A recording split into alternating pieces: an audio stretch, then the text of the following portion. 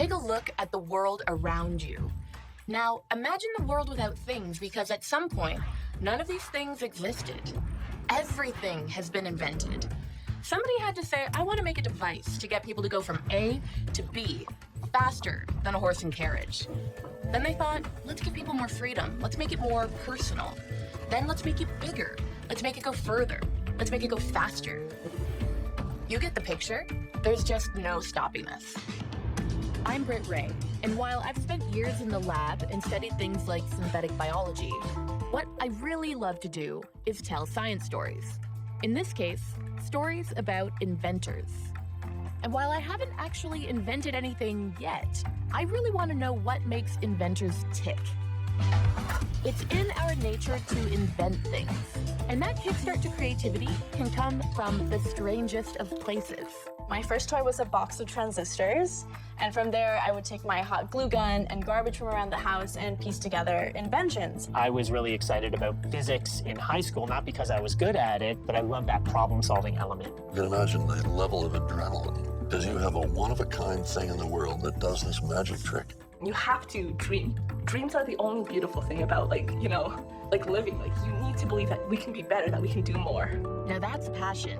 And it's a trait inventors need because there's a lot of competition out there.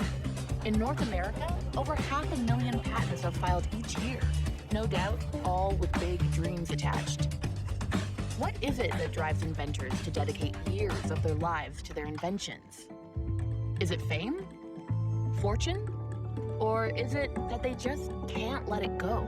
There's still a problem to solve. I want to see if this works because I don't want to walk away from it. I guess that's just the nature of invention.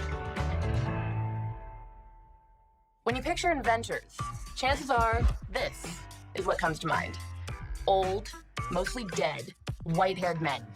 That's the stereotype. Inventors in the real world are real people, of course, as diverse a group as their inventions. What I'd like to know is there a common denominator? Is there one single trait that makes an inventor want to invent? And what is it that motivates inventors? I suspect that for some, it's that notion of creating the proverbial better mousetrap, making things more efficient, and in the process, making the world a bit of a better place. This invention is changing lives. Following a motorcycle accident, Michael Reimer was left without feeling below his waist. Today, he's come to the University of Alberta to go for a walk.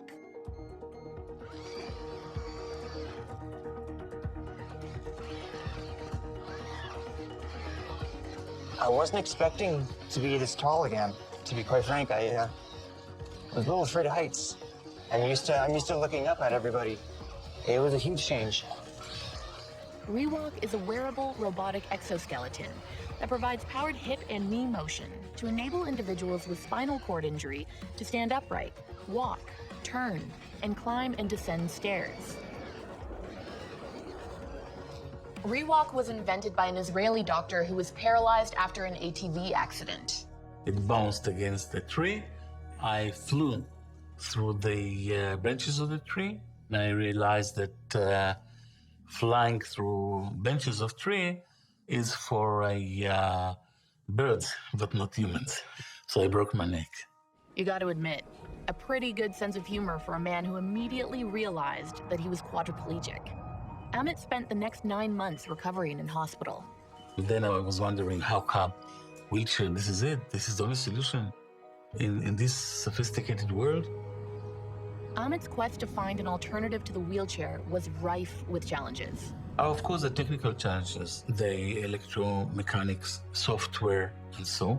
But the main challenge was to understand what is needed by the person. What is walking? How do you turn? How do you come back? The psychology of the person. How do you convince a paralyzed person to dare go into this device and stand and walk? Amit admits he learned a lot just by listening to people. I thought a device should contain boots. There was a girl that was first using it. She said, I don't want your boots. I want my shoes, and I want to replace different colors and so on. And that changed my way of thinking that it should be kind of foot holder inside the shoe. The The ReWalk exoskeleton can restore the functionality of walking. Individual movements are powered by motors that are controlled by a small panel worn on the wrist. However, it does require the user to have sufficient upper body strength to maintain balance using crutches. While ReWalk can help about 10% of people who use wheelchairs, it does not work for everyone, including its inventor, Amit Goffer. But he's not the type of guy to complain. Crying over my lack of not being able to walk, I don't have time for all this. I'm working so many hours every day. This is one thing. And the other thing is the family. I think I'm lucky. Amit could have retired in the knowledge that he had made the world a better place. But he didn't. Amit's next invention was a device that would help people like him. The UpnRIDE enables quadriplegics to move from sitting to an upright position. In doing so, it solves one of the most basic frustrations for wheelchair users. The problem of being in a wheelchair is dignity. You go into elevator, restaurant, your face is always at the level of the backside of a person. It's awkward situation for them as well as for me. The battery-operated device can move around flat surfaces with ease. Negotiating uneven surfaces outside was a mechanical challenge. The biggest challenge was to make the system stable, to go on slopes without stability problems, for people to feel safe in it. The chair constantly balances the user. The person remains in the center of the chair, which means the center of gravity doesn't really change. This makes it stable and reduces the chances to tip over. The first time I stood with my colleagues, I was able to stand and have a drink with them, eye levels. It was like so exciting for me. Amit's inventions have touched hundreds of people around the world. I got enough excitement seeing the families for the first time, seeing their beloved ones walking again. It was something that you cannot imagine. Like many inventors, Amit is in no rush to retire. My work is also my hobby, and I like my work very much. And I like, more than that, the interaction with the people that I work with. So I don't think I'm going to retire soon. Amit's inventions have had an obvious and profound impact on people's lives. And then, there are inventions that are deceptively subtle. Most of us take it for granted, the seemingly simple act of eating a meal. But for those suffering from a disease that causes tremors or uncontrolled movements, what should be a pleasurable experience can be daunting, not to mention embarrassing. Inventor Anupam Pathak decided to do something about it. One big thing that I've always really wanted to do was to apply things I was learning to just help people. I was really drawn to people with pathological tremor, and I started to talk with, just after talking and meeting with people, patients in the hospital, just realized that this is something that it was a huge opportunity that I couldn't really pass up. Are you one of those people who, as a child, was always taking things apart and trying to reassemble them? Yeah, I took everything apart. Anupam invented Liftwear Steady, a spoon specifically designed to counteract unwanted body movement. A sensor inside the tip of the attachment measures a person's movements and sends electrical signals to a small computer inside the handle. If I'm, for example, holding this and I'm shaking, it will measure how much to the left I moved, and then it will determine that I was tremor and tell one of the actuators inside to move this attachment in the equal and opposite direction to that tremor. So if I put the spoon on here, it's now on, and so you can see that even though I'm shaking, which I'm shaking quite a bit, it's moving in the opposite direction to make sure that the tip here is moving as little as possible. How does it know between a voluntary movement and an involuntary movement? We actually had to try like hundreds of different variations of algorithms on this little computer to tell that difference. Usually it's about the speed and the nature of the person's movements. The computer basically will make that decision and then respond appropriately. I have a neurological disorder called essential tremor, and not very much is known about it. It's benign in the sense that you can't die from it, but not in the sense of the things that you're prevented from doing. One of those things is eating with confidence. Tracy, would you mind giving me a little demonstration of what it's like to try and pick up some Cheerios with just a normal spoon? Sure. And this is a little hard because plastic is not weighted, so it's a little harder, but so it kind of looks like this. And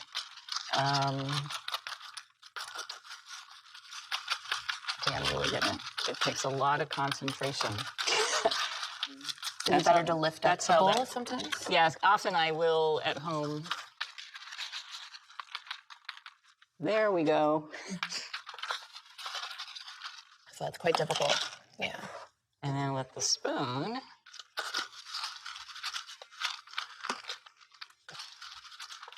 that's really steady. So I think with the plastic spoon, you know, I'm trying to maybe lessen my tremor. I mean, that's part of it. Mm-hmm.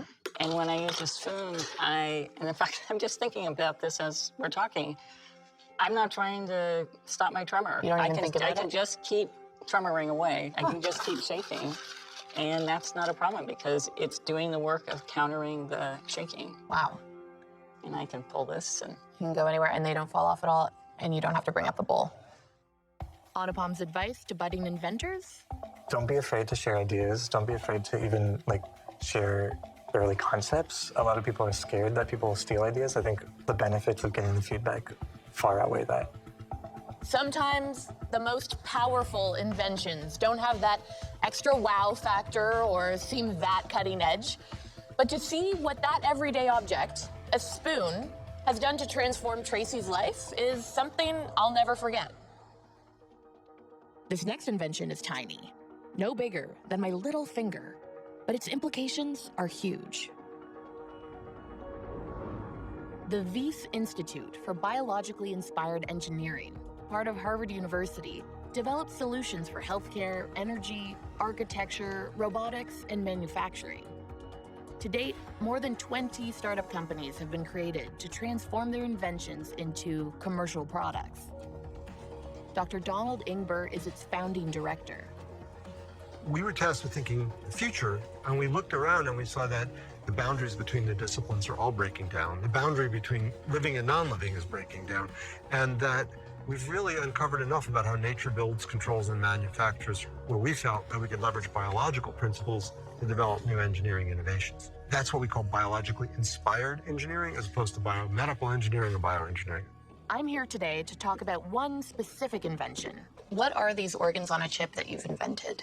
Organs on chip are, actually I happen to have one here.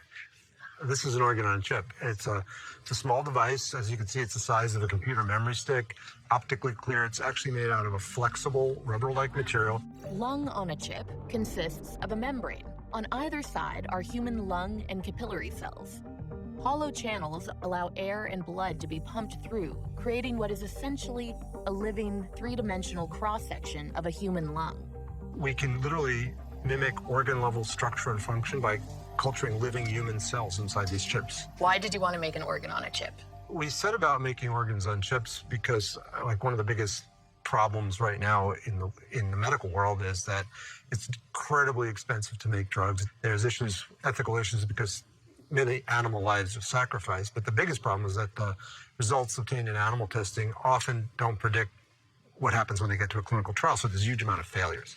So the idea was if we could make these little chips lined by human cells and we could recapitulate not cell or tissue, but organ level functions and responses, that we might be actually able to predict human level responses using these instead of animals. So it could replace animal testing. You're saying that an animal model such as a mouse or a monkey is just too biologically different from humans to necessarily have robust results every time we test. Animal models, they sometimes can be reasonably effective, but actually many really don't scale well with what you see when you get to patients. Wow.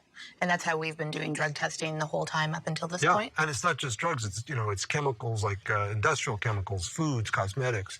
So it has a much broader relevance than drug development. The hope is that with these sorts of chips that you might be able to replace one animal model at a time. Any reduction in animal testing has to be a good thing. And it's worth noting, Robert's organs on a chip is just one of more than 165 and counting patents he has to his name. It seems the man was destined to become an inventor. When I was a kid, I loved science, but my hero was actually Thomas Edison. And so without, ever thinking about it, I kind of, you follow your passion and you get to where you want to be. Are there any personality traits or characteristics that you've noticed inventors tend to have? Getting outside their own head and taking a look at problems from ways they nor anyone else ever looked at it before. Most people tend to look at problems and focus on a linear path. Invention's a very non-linear process. It's mixing and matching and melding. It's more like cooking. Organs on a chip already developed include lung, intestine, kidney, and skin. The Wyss Institute has launched a startup company, Emulate, to get them out to biotechnology, pharmaceutical, and cosmetic companies, as well as academic institutions and hospitals for personalized medicine. The idea is if it works, it can be used for personalized medicine. So maybe we make your lung on a chip and test drugs for you to say which is the best drug. Which would be different from your lung on a chip, and potentially we're going to have different reactions. It just changes the paradigm in terms of how you might approach speeding up the process, making it more successful, decreasing the cost. That invention could be huge. It could change a lot in society, and I genuinely hope that it will. I think it's safe to say that the most revolutionary invention of recent times, maybe even of all time, is the internet. And if you think the internet has changed every aspect of our lives, you ain't seen nothing yet. Lisa DeLuca is no ordinary inventor. Her employer, IBM, has bestowed upon her the grand title of Master Inventor. And here's why. Lisa has filed well over 600 patents. Determining resource instant placement in a network computing environment. Instant conversation at thread. Coordinated deep tagging of media content. Stream playback with real-time shared web browsing. Social networking content. Auto configuration of cloud instances based on context. Makes me feel really unproductive, Lisa. Her main focus is inventing software related to the Internet of Things. At IBM, we say it's digitizing our physical world. So anything around us could be connected to the internet or connected to each other. So sharing of data. What would be an example of something you would connect to the Internet of Things? Watson Assistant allows you to use your voice. It's like a personal assistant.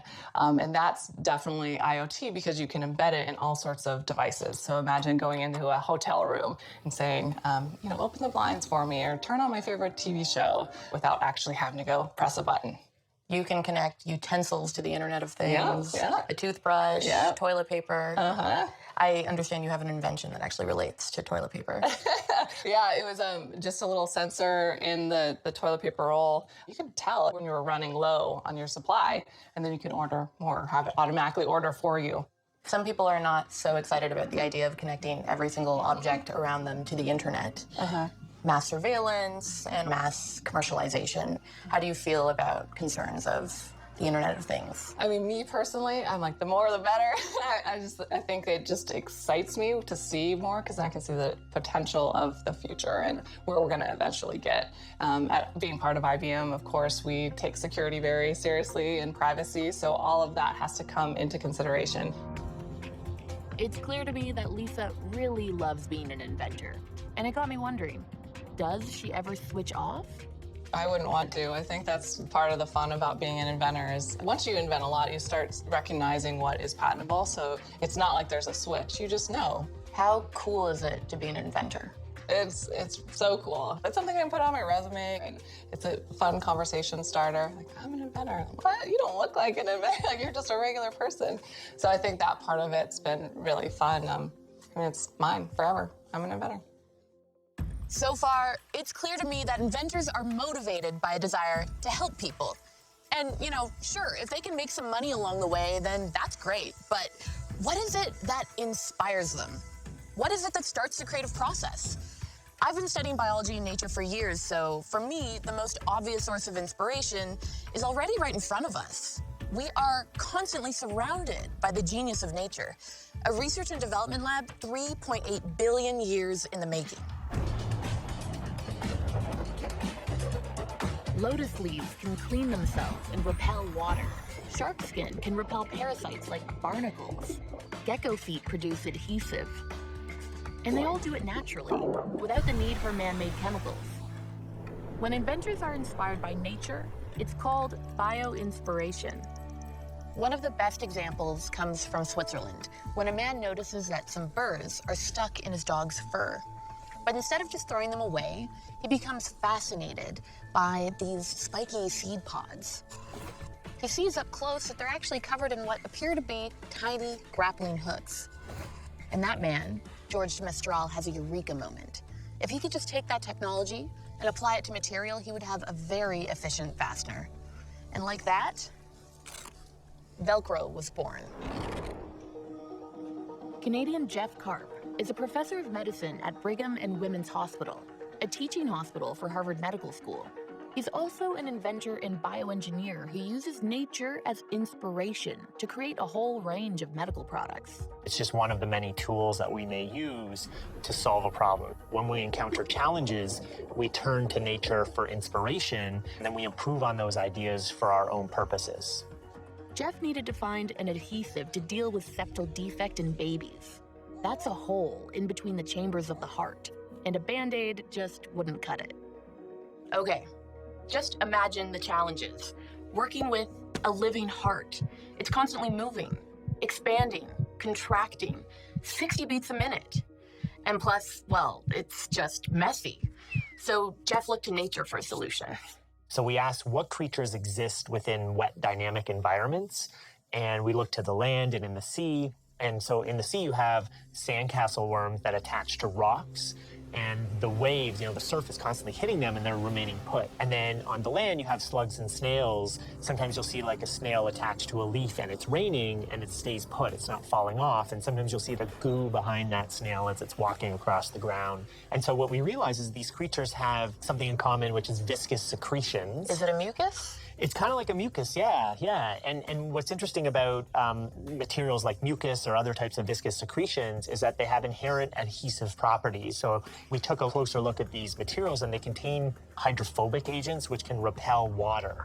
That inspired Jeff and his team to invent a glue that would stick in a wet environment and wouldn't wash away.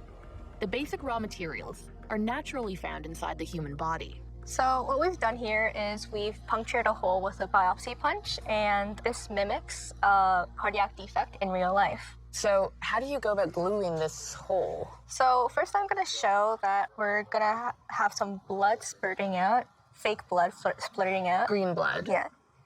From the hole, you can see trickles of blood flowing out.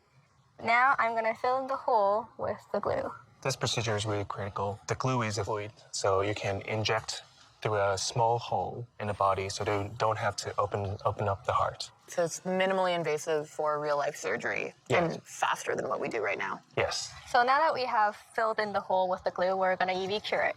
We're going to have to put on glasses. To protect from UV light? Yes. Okay. So This is very cool. UV light is used to set the glue in just 5 seconds. Once again, minimally invasive, minimal time. This is a result of almost 10 years of work. To come up with the right material? Yes. Wow. So after curing it, the idea is that it's going to be hard to the touch? Yes. So... Which it is? Mm-hmm. Yep. And now I'm going to try to syringe some blood into it and see if the glue stops the blood from flowing out. And as you can see, none of it's flowing out. Flowing out. Mm-hmm. So the organ just absorbs it. Mm-hmm. This is glue that's able to work with 100% stickiness inside a wet, gooey body. And it works. It's becoming crystal clear that it would be virtually impossible for an individual to invent a product like this. So it's not surprising that Jeff Karp surrounds himself with like-minded problem solvers from around the world. The team is critical to the process. So for example, in the lab, we've had people from 30 different countries, and these different ways of thinking can be very complementary and can be synergistic. The team also is highly diversified. So we have people who are biologists, we have chemists, we have material scientists, we have all kinds of engineers. We've had a gastrointestinal surgeon in the lab, a cardiac surgeon, we've had a dentist in the lab. And so it's a very lateral environment. So people are free to brainstorm and come up with ideas and work together. So that to me is really fundamental to the process. Teamwork. Makes sense. share responsibilities, and maximize experiences. That's what these young inventors did. They're former students at Glen Forest Secondary School in Mississauga, and their invention won the Bio-mimicry Institute's Global Design Award. Their invention, called Stille, from the Greek word meaning drop, gathers water from the air before it evaporates. The team drew their inspiration from several aspects of nature. Was the fact that the competition was focused on biomimicry something that motivated you to get involved? Just learning about what biomimicry was and seeing how well it aligned with our interests in sustainability and the environment and design kind of made us want to do the competition even more. There's no doubt that, for these women, coming together to create an invention from scratch and winning an international design competition has been a rewarding experience. Their advice to any budding inventors? Don't beat yourself up over what you don't know. There's definitely anxiety about looking stupid, about not being good enough. And I think it's fine to just calm down a little bit and understand that you don't have to be perfect. You don't need to know everything. We need dreamers because there's a lot of people who can do things too. Yeah. So finding people who even have those ideas, just because you can't do it doesn't mean it can't happen. You need to believe that we can be better, that we can do more. So that's just really important to me. Yeah. That's beautiful. Great. How does it work? As the blades turn, warm air is pulled in underneath the cover, like so. And as the warm air meets the blades, which are kept cool by the circuitry inside, the moisture begins to condense on its surface. The moisture will slowly drip down into our reservoir, which can then be pulled from by the irrigation system. Yeah, and these blades are a really good example of how we drew inspiration from the fog stand beetle, which is a beetle that stands on its head and allows moisture to collect on its body so then it can drink. We also modeled the blades after the ribs of a cactus because not only does it increase surface area to draw in water, but the ribs themselves actually provide shade on the other ribs, so it prevents water loss. This vessel that we have over here for storing the water was modeled after the desert rose, and during the rainy season, it actually expands to hold in that extra water. So by taking these different characteristics that a variety of species have, plants and insects, and putting them together, you've come up with something that can fill a glass with water from thin air. And that is pretty amazing. We can make a change, right? Even though we're just high school sitting in this classroom, working after school, we have the ability to make a difference. I gotta say, I was really impressed with these women. It makes me wonder, how many brilliant inventions are out there, just waiting to be discovered? So far, all of the inventors I've met are doing just fine. They're successful, and they have huge support systems in place. But I also want to meet some inventors who are not quite there yet. Inventors who've spent years following their dreams and still have further to go. Dan Watson is excited. He's excited because his invention is oh so close to becoming a reality. And he's so confident that it will happen that he recently quit his day job. Your website reads, Dan Watson thinks a little bit differently. What do you mean by that? I think that everyone has the capacity to think differently. I think some people embrace it more. I like to embrace my different thinking and the way that I approach different problems or things that I'm working on. It's just allowing that personality, that sort of individual approach to things to come into your process. Dan wants to change the way we catch fish. Fishing nets don't discriminate. They trap whatever is in their path. That's a problem because, for a variety of reasons, a lot of the fish have no value to the fishermen. So the unwanted fish, that for the most part are dead, get dumped.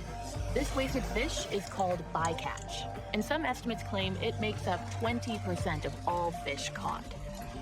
The bycatch approach came from hearing stories about fishermen who'd been caught catching the wrong fish. Beyond just catching the wrong fish, they'd been prosecuted, they were being fined. Essentially, they had this problem but no tools to address it on their own terms. And what's the solution that you've come up with? So Safety Net's whole approach to lowering bycatch revolves around light. We have seen a bunch of experiments, and we've done some of our own, where people have put lights into different trawling gears or fishing gears, and you can see a real difference in how the fish respond, and therefore which ones you're actually catching in that gear. So by changing that light, you can really affect which fish you're keeping and which ones you're sort of scaring away. So like a moth to a flame, a certain fish would come towards a lit object? We've seen attraction and repulsion. We've also seen things where it's simply just lighting up an area of the net that some fish can see and others can't. How does Safety Net work? So this is Pisces. It fits into fishing nets really quite simply, but essentially this emits lots of light. So if I show you now, you can change the wavelength. You can sort of the color comes in different ways. You can change how it flashes and how bright it is as well. And each one of those lights can be programmed by the fishermen to do whatever it is that they want to do that day. Yeah, so we've worked really closely with the fishing sector to understand how it would be simple enough to program this to affect the species that they're looking for. So if I'm a fish and I'm inside a trolley net and this has been programmed to allow me to escape, how am I going to be able to escape? If we put this around, for instance, a square mesh panel, so this is an area of the net that is designed to be easy to escape from, and we want you to see that specifically, we'll put something that would attract you towards it so that you see it, maybe you investigate it, and you're like, oh, there's a way out, I'm going to go. Like a big emergency escape sign. On the other hand, if we don't want you to escape from that area, we might put a light on that actively makes you swim away from it so that you're scared of it, so that you don't go anywhere near the escape panel and you're more likely to stay in the actual trawl. So that's how we're using light as a sort of push-pull mechanism. Watson has been working on Pisces for several years. When he started, he was on his own. Did it ever get lonely? Oh, it's super lonely. When you're first starting a business, it's just one of the loneliest things when you're on your own. I would recommend find a partner to start it with before you start, or at least early on. Someone that's really bought into it in the way that you are and has the passion to do the same thing. Why? Because it's so easy to get caught up in your own thinking and ideas. Not having people to bounce ideas off and really test your thinking means you can go down some really weird rabbit holes. You look back and like, why did I spend all that time on that one thing? But you're on your own, so you carry on. There were times when Dan did consider quitting. You do look around from time to time and be like, why am I still doing this? Like, if I walked away from this, what would happen? Nothing would stop, nothing would change. It can be quite a struggle to keep going in these circumstances. From time to time, you run out of money or you run out of access to things and you go, how am I ever going to do this? Are there then things that happen along the way that build confidence and allow you to push forth? I mean, how important is this notion of confidence to being an inventor? It's never going to be there from day one, because if you're doing something truly new, you are proving it, right? No one's done this before. That's why you're doing what you're doing. But the more of those milestones you clear, the more that you learn about what your idea is about and how true it is, then it starts to scale up how fast things are working as well. Because you can go to someone and be like, I know it works, here's the proof. Now help me do the next bit. When you see a problem generally, do you just want to come up with a solution to it? Yeah, I think everyone does. You walk around the world and you're like, how is this so broken? Or like, how has no one approached this or found the value in solving it? I'm sure everyone sees it on a daily basis. And the difference is then whether or not you decide to carry on with it and go and fix it yourself or wait for someone to fix it for you. Dan Watson isn't the only inventor who saw a problem and set about fixing it. I'm here with Anne Makosinski, the inventor of the hollow flashlight. But I think we need a little more light than this. Yeah, that's better. And what is special about this flashlight? Well, it's a flashlight that runs off the heat of the human hand, so no batteries are required. And where did the inspiration come from? I got the inspiration when I was around in grade 10, and I'm half Filipino and half Polish. So one of my friends back in the Philippines told me that she had failed her grade in school because she didn't have any electricity, so she had no light to study with at night. And that really surprised me because I was, 14 or 13, and a girl just like me who I was friends with, just in a different part around the world, didn't have something as simple as light. So I decided to base my science fair project that year on a problem and create a flashlight that didn't require any batteries and just ran off the heat of your hand. So how does it work? So the flashlight works with these tiles, which are called Peltier tiles. They're otherwise known as thermoelectric generators. So when you heat one tile and you cool the other side, a small amount of electricity is produced. So what I decided to do was to heat one side with the palm of my hand and cool the other side with a heat sink or a hollow aluminum heat sink, which is how the name hollow flashlight came to be. And then by heating one side of this tile with my hand and cooling the other side with the heat sink, I run the electricity through a circuit and you get light. That's how it works. It's surprisingly simple. It's pretty simple, yeah. That's why I don't understand. People are like, wow, that's so exciting. A lot of people did get excited about Anne's design. In fact, at age 15, she won the Google Science Fair, an event that launched her celebrity status and boosted her social media profile. I loved making and working on something after school, and then I loved talking to people. So just like making and talking is like my two passions. Like Dan Watson, Anne has already put in several years trying to get her hollow flashlight to market. I think what's kept me going with the flashlight is the fact that I made this with a purpose to help other people who didn't have light, and I want that to happen in the future where I can give these flashlights and physically hand this over to someone who doesn't have electricity. Have there ever been moments when you felt like walking away from it? Yes, there has. There's been many times with the flashlight where I've felt like giving up just because it has been so difficult to get it onto market and because I don't have that engineering knowledge to get it to the brightness I want it to be. So that has been a challenge. increasing the flashlight's brightness to make it marketable. But Anne's working on that. I think if I surround myself with people who do have experience in the fields that I need for the flashlight, I think that's going to really help. In the meantime, Anne is kept busy with school, social media, and working on other inventions. I was a little surprised to see that the hollow flashlight is still not quite there. And while Anne and Dan have certainly paid their dues in terms of the time they've put in, it seems that overnight success is just a very rare thing in the world of invention. Having said that, I'm going to meet an inventor who changed the way we see the world. And he did that in a mere 2 years. Shaky and bad. You may not know his name, but if you've seen a movie in the last 40 years, or if you like to watch sports on TV, then you've almost certainly seen Garrett Brown's inventions at work. His best-known invention? Steadycam. So watch this. This is such a beautiful move. Walking with balance. Steadycam is a harness that enables a camera operator to run, jump, and climb stairs, all the while maintaining a smooth, stable image. Garrett started out as a folk singer, then became a copywriter, but what he really wanted to do was work in movies. So he set up a film production company in his hometown of Philadelphia. And our little film company in Philly specialized in special effects, technical spots. Tricky shots. Tricky shots, yeah. So I got an enormous dolly and put my tiny little camera on it with its little spring line. So pin-headed, so silly looking. I might have been the most incentivized person to disconnect camera from cameraman. Solve your problem. That's it. I wanted it personally. You know, that began the idea that if you want something, then maybe you can have it rather than just put up with not having it. I started a 2-year process to try and disconnect the camera from my ever-moving self. To sell his invention to Hollywood, Garrett photographed a series of impossible shots. Just casually, my wife Ellen and I were driving around Philly and we said, let's run down the art museum steps. And Ellen ran all the way down and all the way back up. And I chased her all the way down with the prototype with this fiber optic viewfinder, which is a bit hazardous. You're navigating with one eye. The director of Rocky was prepping that film and he found us and said, you know, how did you do that and where are those steps? So that's why that ended up in Rocky. And I ended up chasing Stallone up those steps a few months later. And soon after that, everyone was chasing Garrett because everyone wanted Steadycam. I wish I could say it felt exhilarating and wonderful and so on, but in the middle of something like that, your anxiety about its ultimate outcome is still with you, you know? And it's a primitive thing that, you know, may break and is having changes made to it. It wasn't the wonderful leaping through the park, you know, full of exhilaration thing that might have been, but I'm not complaining. How does the Steadycam work? It's a combination invention. If you expand how a camera is built, take its various masses and put them at a distance from each other, for example, a monitor and a battery, don't put them on the camera, put them down below. That means that somewhere between the battery and the monitor and the camera, there's a balance point. Sure.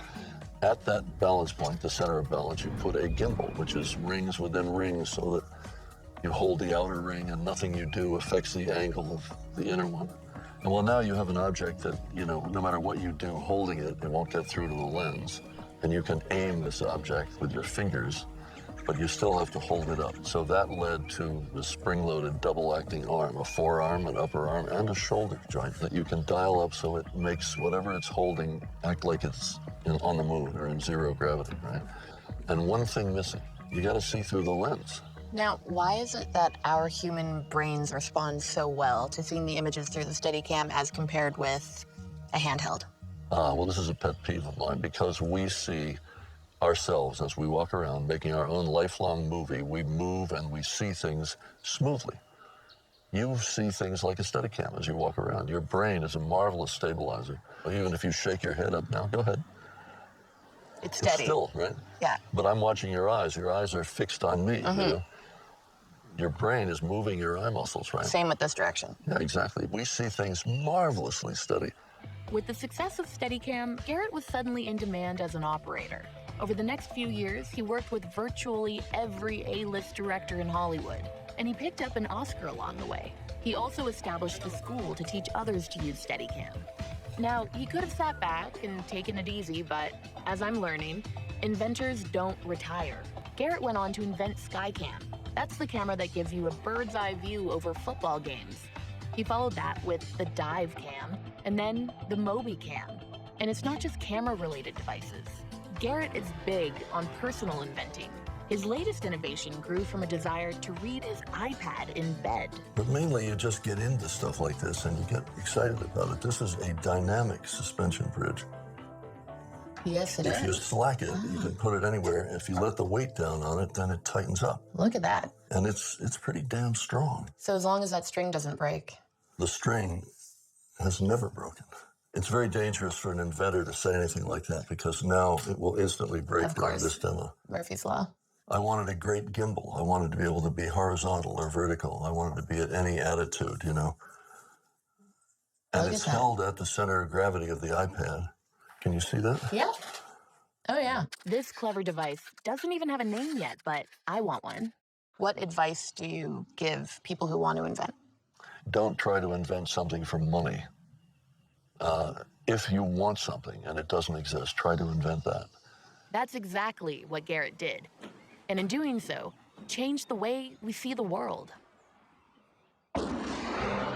When the iconic $6 Million Man appeared on TV in the 70s, it was an immediate hit. Of course, back then, the idea of rebuilding astronaut Steve Austin's arm, legs, and left eye with bionic parts was pure science fiction. Today, that fantastic piece of science fiction is about to become science fact. Graham Langford suffers from retinitis pigmentosa, an inherited degenerative eye disease that eventually leads to complete blindness. Today, he's come back to Toronto Western Hospital hoping to change that, thanks to a bionic eye invented by Robert Greenberg. The retina, the active part of the back of the eye, is like a layer cake. And one of the layers are called the photoreceptors. That's what normally changes the light into electrical signals that go back to the brain. In retinitis pigmentosa, those photoreceptors are dead. And so what we're doing is we're actually activating the next layer of cells electrically. For inventor Robert Greenberg, this story began 25 years ago when a retinal surgeon invited him into an operating room for the very first time. Patient with retinitis pigmentosa. And he took a wire, put the wire in this patient's eye, held it in place, turned on the electronics, and asked the patient what he saw. And the patient saw a spot of light. And then he took a second wire, says, okay, what do you see now? And the patient says, okay, I see 2 spots of light. And at that moment, I was kind of hooked because I knew that if we could see 2 spots of light, you could do hundreds or maybe thousands someday and just create images just like the lights on a scoreboard or pixels on your monitor. And so I thought, and this is just an engineering project at this point. That engineering project resulted in Robert inventing a new way of seeing. The patient wears glasses with a small black and white camera attached. The image from the camera is converted into electricity and wirelessly transmitted to an implant that contains 60 very small metal discs. When electric current comes out of one of those discs, the patient sees a spot of light. Once they put that on, they can see again. At this point, some relatively crude vision, but it's enough to begin to get around. It's life-changing for patients that are completely blind. At Toronto Western Hospital, Graham Langford is hopeful, but also realistic. I'm hoping I can see as much as I possibly can, of course, you know, but I know that it's not going to be the same as somebody who's got normal sight. You've done a lot of these activations by now. How does it generally go? There are some patients that are able to identify in which direction someone is walking past them on activation day, and there are more often than not patients that are struggling to understand how a person standing in front of them is different from everything that's around them. That part is done. Graham's device is about to be activated. I don't think I've been so nervous in all my life. 3, 2, 1. Am I moving my hand in front of your camera right now? Well, there's something going on. Good. Somewhere around here. I'm seeing flashes of light, but I have no idea what they are. You're recognizing it. You just have to start to make sense of what this movement, what these flashes really mean. Okay. Okay? No, I guess I thought that I would see people in silhouette and all that sort of stuff, but I can't. It's going to take some time. It's going to take some practice. The biggest thing that we hear from patients is they'd like the resolution to be better. Right now, it's relatively crude vision. You know, life-changing and important and being able to move around, but they'd love it. They'd love to have normal vision back. Greenberg and the team at Second Sight are taking lessons learned from Argus 2 and applying them to a daring new invention that has the potential to cure any form of blindness. Called the Orion, this device, still in development, will bypass the optic nerve and go directly to the brain. It's probably the most excited I've been about our technology since the very beginning, since that very first day. I do feel like we're at a point where all that years of effort is at the point where it can pay off for a very large number of patients. We are going to Mars. That's not some fanciful, wishful thinking. NASA has a schedule. The Curiosity has already been there, checking out the atmosphere. InSight, its current mission, will probe deep beneath the red planet. Within the next decade, they plan on conducting robotic round trips, and after that, sometime in the 2030s, humans. I've come to the University of Guelph in Ontario to meet Mike Dixon, whose invention will solve one of the biggest challenges with interplanetary travel. Food determines how far from Earth we can go and how long we can stay. It is the main limiting variable in human space exploration going forward. Because the distance between Earth and Mars is constantly changing as we orbit the sun, a manned Mars mission would take a lot longer. When you get to Mars 6 or 7 months after you leave Earth, Earth is gone. It's on its way around the sun, and you're going half the pace. So it's a good, 2.5 year kind of round trip to Mars. That's a lot of lunches to pack, which brings us to Mike's invention, Salsa, Space and Advanced Life Support Agriculture. Basically a big blue box to grow your own food when you get there. So tell me about the chambers. How do they work to actually grow the food? Simple stuff, nutrient, film, conventional hydroponic system. And the challenge technically is to have this plant production system function reliably and indefinitely. Can't break. And you can't throw anything away. There's no waste when you go to space. Mars is almost a vacuum, and it's almost all carbon dioxide, a harsh environment for growing anything. But Mike's chambers can handle all that. We can environmentally modify the plants rather than genetically modify them, because the environment trumps the breeding program. Light also seems to be an important factor. Now that we have really powerful, highly efficient LED light sources, it gives us the opportunity to peek into the response of plants in very fine detail, because we can manipulate, we can play a tune with the environment. We can improve on nature, if that's not too sacrilegious. I think that's quite a surprising thing for people. They don't understand that environmental tweaks can be so powerful in shaping what a plant grows into. Where did the idea for this project come about? I guess I'm a Trekkie, as many of us were. Ah, yeah. And I have an obvious and normal interest in space science and space exploration, and that sort of stuff is, kind of piqued my interest when I was a kid. So, Mike, what are these here? Okay, this is lettuce, and it's a variety called New Red Fire. So these are genetically identical. All I've changed is the color of the light. It's the only environmental difference, and you can readily see that it changes the size, shape, color, and you're going to tell me if it changes the taste. A taste test. Yeah. All right. So just peel a little piece off of one of these guys. Okay, so this is... This is grown in red light only, so get that taste in your memory bank.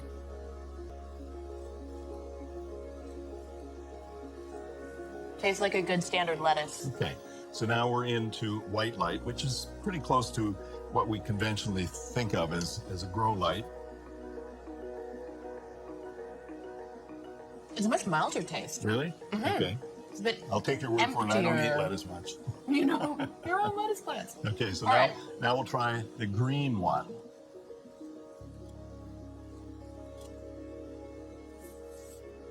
It's got some kick. It's a little spicier. And finally, the blue. Mm-hmm. This one's my favorite, I think. Really? It's a little bit smooth. Yeah, I would like a big salad made of that. So we'll pass that on to the commercial lettuce growers. Okay, great. Yeah, go for the blue. Okay, so the same plant, genetically identical, 4 different lights. You have 4 totally different tastes. Whoever is chosen for the first interplanetary mission, one thing is certain. They're guaranteed a healthy diet. So, what have I learned about inventors on this journey? Inventors are problem solvers. They're creative. But most importantly, they've got grit. They just carry on regardless, and they are not afraid to fail. Apart from that, though, there is no hype as such. The white-haired Edison figure is long dead. Old, young, women, men are working together or alone, constantly redefining the face of invention today. All that's required is a good idea, hard work, and follow through. So what are you waiting for? Go invent something.